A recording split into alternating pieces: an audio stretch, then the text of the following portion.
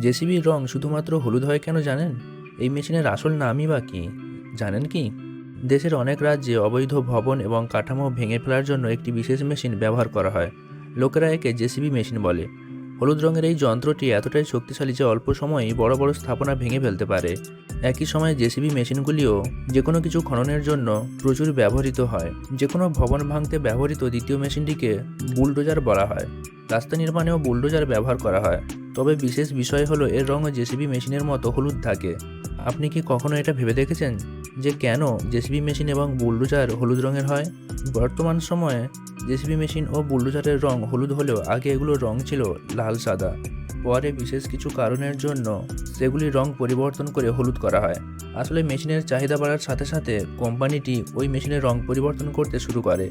তবে এর কারণ ছিল চাহিদা বৃদ্ধির বদলে নিরাপত্তা।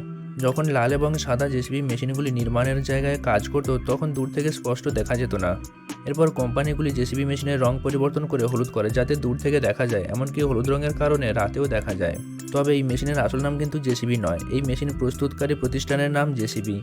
যে কোম্পানিটি এটি তৈরি করেছিল জোসেফ সিরিল ব্যামফোর্ড এক্সক্যাভেটার্স লিমিটেড। 1945 সালে জোসেফ সিরিল ব্যামফোর্ড দ্বারা প্রতিষ্ঠিত হয়েছিল। আমরা যাকে জেসিবি মেশিন বলি এর আসল নাম ব্যাকহো লোডার। জেসিবি কোম্পানি 1953 সালে প্রথম ব্যাকহো লোডার তৈরি করে।